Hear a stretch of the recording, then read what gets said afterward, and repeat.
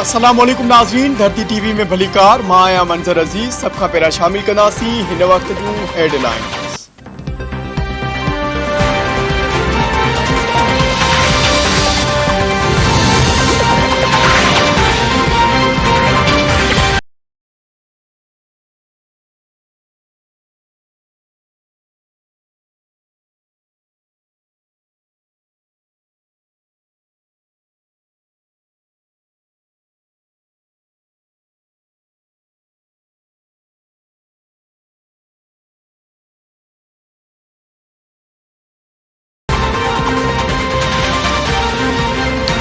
इमरान खान जो दबाव रद्द, आम चूंडूं पंहिंजे वक्त ते थींदियूं। हुकूमत ऐं इत्तेहादी जमायतन इत्तफ़ाक़ करे वरितो। हमज़ा शहबाज जी वॾी वज़ारत खे बचाइण लाइ गॾिजी कोशिशूं करण ते बि इत्तफ़ाक़। सियासत में लाहा चाढ़ा ईंदा रहंदा आहिनि, तव्हां कंहिं बि मामले में तकड़ न कयो। सियासत में केतिरा ई ऑप्शन हूंदा आहिनि। मर्कज़ ऐं पंजाब में गॾिजी फ़ैसिला कंदासीं। अॻूणे सदर आसिफ अली ज़रदारी जी वज़ीर आज़म शहबाज शरीफ़ खे ख़ातिरी। ज़रियन मूजिब वज़ीर आज़म शहबाज शरीफ़ ऐं अॻूणे सदर आसिफ अली ज़रदारी विच में राति देर सां गुझी मुलाक़ात बि थी। मुलाक़ात दौरान ॿिन्ही अॻवाननि जो ईंदड़ ॾींहं में इमरान खान ख़िलाफ़ घेरो तंग करण जो फ़ैसिलो।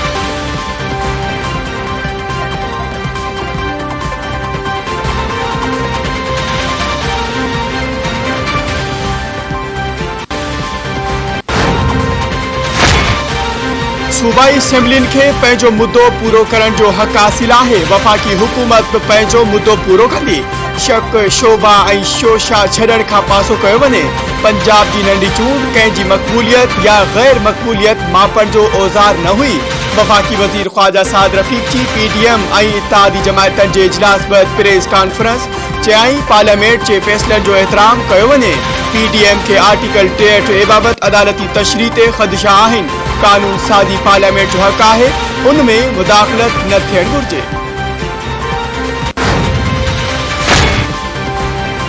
तहरीक इंसाफ इत्तेहादी हुकूमत के मशरूत ॻाल्हियुनि जी आछ करे छॾी। अॻूणे वफ़ाक़ी वज़ीर फवाद चौधरी चयो आहे त हुकूमत आम चूंडुनि जी तारीख़ ॾे असां ॻाल्हियुनि लाइ तयारु आहियूं। हाणे शहबाज शरीफ़ फ़ैसिलो करे त अॻिते कीअं वधणो आहे। इत्तेहादी हुकूमत वटि घुर्बल अक्सरियत नाहे। संदन 5 खां वधीक MNAs सां असां सां राब्ते में आहिनि। 22 जुलाई खां पोइ पंजाब में PTI जी हुकूमत हूंदी। राणा सनाउल्ला ऐं अता तारनि जी पंजाब में दाख़िला ते पाबंदी लॻाए सघूं था। नंढी चूंडुनि में शिकस्त खां पोइ वज़ीर आज़म शहबाज शरीफ़ जो फॉरेन फंडिंग केस जो फ़ैसिलो ॿुधाइण लाइ इलेक्शन कमीशन ते ज़ोर। चवे थो इमरान खान खे मिलियल छूट सबबि मुल्क खे सख़्त नुक़सान पहुतो आहे। इलेक्शन कमीशन के PTI फॉरेन फंडिंग केस जो महफ़ूज़ कयल फ़ैसिलो फौरी तौर ॿुधाइण घुरिजे। वफ़ाक़ी वज़ीर मरियम औरंगज़ेब चयो आहे त इमरान खान जे पिट खे ऐं सियासी बेयकीनी वारी सूरतहाल सबबि IMF अञा ताईं $1 बि न ॾिनो आहे। हिटलर माइंड सेटअप शख़्स मुल्क में घरू बेड़ कराइण चाहे थो। फॉरेन फंडिंग में चोरी झलझड़ ते चीफ इलेक्शन कमिश्नर खे हटाइण चाहे थो। इमरान खान खे खुलियल छॾियो वधीक फसड़ींदो। इदारनि खे इमरान खान खां आइन शिकनी जो जवाब वठण घुरिजे।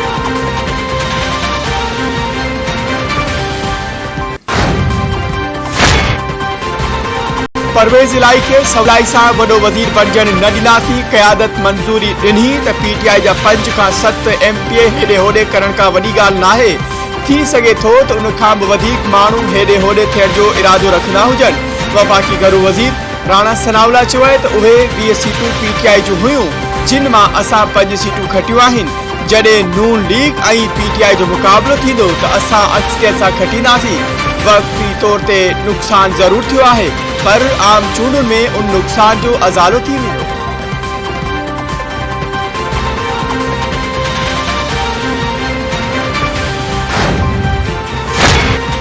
अवामी मुस्लिम लीग जे सरबराह शेख रशीद अहमद चयो आहे त पंजाब असेंबली जे 5 मेंबरनि खे गुम करण वारी धमकी राणा सनाउल्ला जी सियासी गुंडागर्दी आहे। असेंबली मेंबरनि खे खमण, ख़रीद या विकिरो करण जमहूरियत जी ताबूत में आख़िरी कोको साबित थींदो। पंजाब जो वॾो वज़ीर चौधरी परवेज़ इलाही थींदो।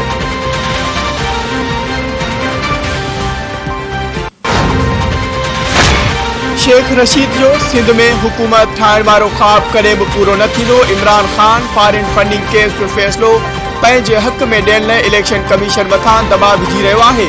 सिंध जे 6 डिवीज़ननि में शफ़ाफ़ मकानी चूंडूं थियूं आहिनि।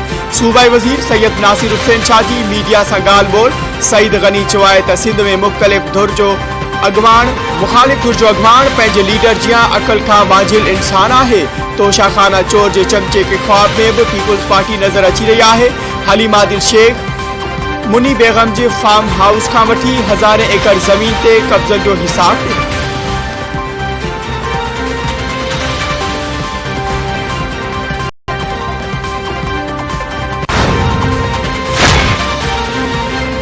माण्हुनि खे इत्तेहादी हुकूमत जे ख़ात्मे जो ख़्वाब रुगो मकानी चूंड में वोट वठण लाइ ॾेखारियो पियो वञे। पीटीआई वारनि जी दिलनि में ओचितो हैदराबाद जी अवाम जो दर्द जागी पियो आहे। 4 सालनि जी हुकूमती दौर में असद उमर खे हैदराबाद जो को बि ख्याल न आयो। सिंध हुकूमत हैदराबाद में 3 साल खां पहिरियां यूनिवर्सिटी क़ाइमु करे छॾी हुई। असद उमर अवाम सां कूड़ पियो ॻाल्हाए। मकानी चूंडुनि जे पहिरें मरहले वांगुरु ॿिए मरहले में पीटीआई खे बदतरीन शिकस्त मिलंदी। सिंध सरकार जे तर्जमान मुर्तज़ा वहाब जो असद उमर जे ख़िताब ते रद्द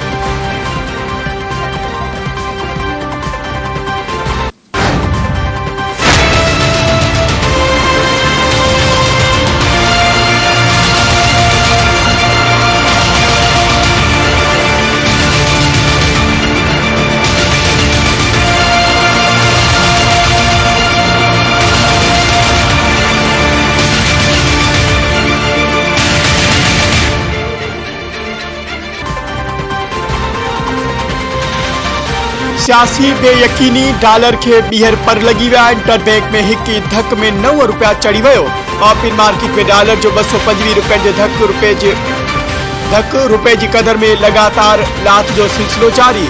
शहबाज हुकूमत जे अचण बैदि 3 महीननि में डॉलर की कीमत में 41 रुपयनि जो इज़ाफ़ो थी चुको।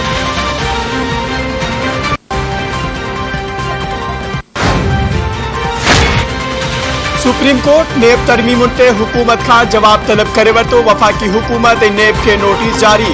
ॿुधणी दौरान चीफ जस्टिस उमर अता बंदियाल दिमाग़ ॾिना त आइन में कंहिं बि शख़्स जी इज़त आहे। उन्हनि समूरनि सवालनि ते पार्लियामेंट में बहस थियणु घुरिजे।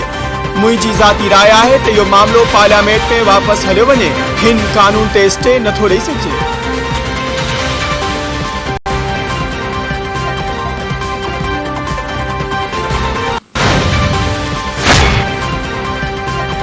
वडे वजीर मुराद अली शादी पीपुल्स बस सर्विस की समूरन स्टाफन जो कम जल्द मुकम्मल करण की हिदायत। सूबाई वजीर शर्जील इनाम मेमन पारा वडे वजीर के ब्रीफिंग। सूबाई वजीर शर्जील मेमन बुधायो तो पीपुल्स बस सर्विस जो पहिरियों रूट 27 किलोमीटर है, जैसे 60 बसूं हली रहियूं आहिनि। पहिरियों रूट टावर मेट्रोपोल शारा फैसल मलिर हाट ए खोखरा पारा है। बई रूट्स ते 8 बसूं हली रहियूं आहिनि। टे रूट ते 22 जुलाई का 8 बसूं हलाइण शुरू थी वेंदियूं।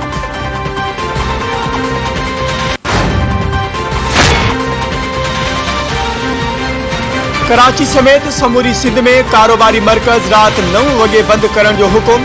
नोटिफिकेशन जारी। शादी हॉल बैंक्वेट्स ए तकरीबूं 10:30 वगे ताईं, जडे त restaurant coffee shop health centre clubs gym cinema theatre 11:30 वगे ताईं बंद करना पवंदा। पाबंदियूं छंछर जे ॾींहुं लागू न थींदियूं।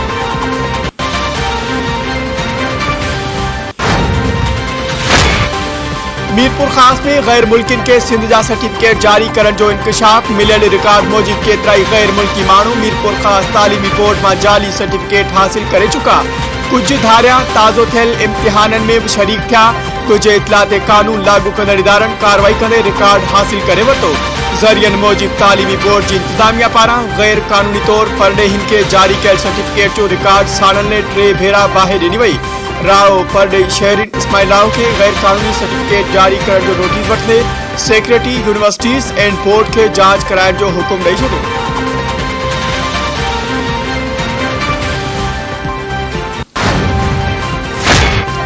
बिलाल काका कत्ल केस में अहम अकबराई पुलिस वधीक 2 जवाबदारन के गिरफ्तार करे वरितो। कत्ल केस में गिरफ्तार जवाबदारन जो अंग 4 थी वियो। पुलिस तर्जमान मूजिब गिरफ्तार 2 जवाबदारन ॾोह जो एतराफ़ करे वरितो आहे। जवाबदारन की गिरफ्तारी मोबाइल फोन डेटा और CCTV फुटेज की मदद से कई वही है।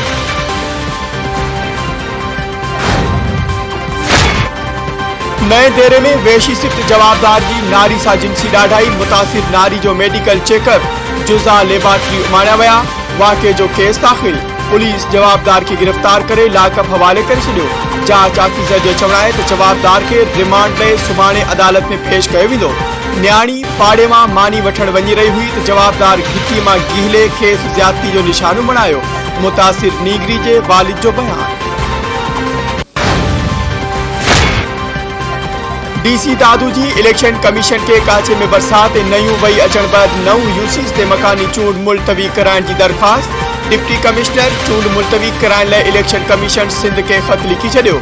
यूसी वाहिपादी सावर टंडो रहीम रिगबाला खूमाणो ऐं यूसी शाह हसन ते इलेक्शन मुलतवी करण जी सिफारिश।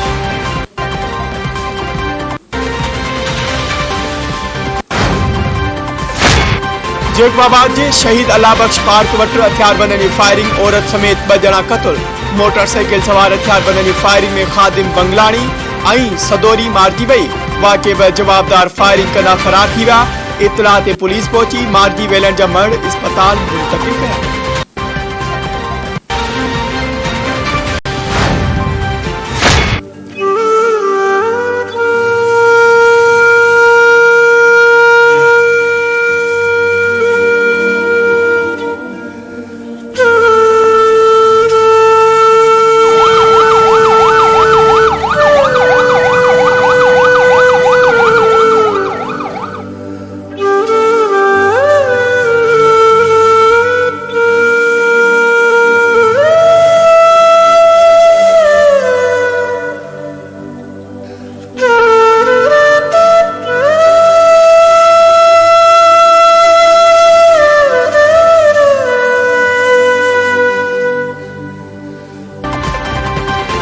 रहीम यार खान वेझो सिंधु दरिया में बेड़ी बुॾण सबबि लुड़ी वियल 29 ॼाणियुनि जी ॻोल्हा लाइ रेस्क्यू ऑपरेशन जारी। गुज़िरियल ॾींहुं बेड़ी बुॾण सबबि 22 ॼणा ॿुॾी फोत थी विया। 45 ॼणनि खे बचायो वियो। ॼानी बेड़ी में सवार थी ॻोठ हुसैन बख्श सोलंगी खां खरोड़ तरफ़ वञी रहिया हुआ त सनन बेड़ी ऊंधी थी पई।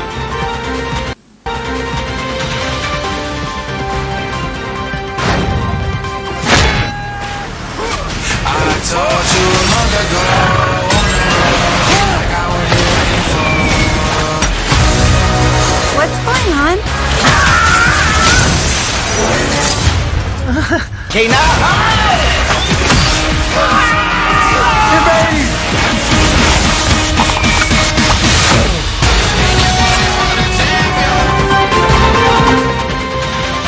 लोहारिन खिलाफ जंग जोटींदड़ बेहतरीन दोस्तन सुपर डॉग ऐं सुपरमैन जी कहानी। Hollywood animated action film super pets film 29 जुलाई ते सिनेमा घरनि जी सूह बणजंदी।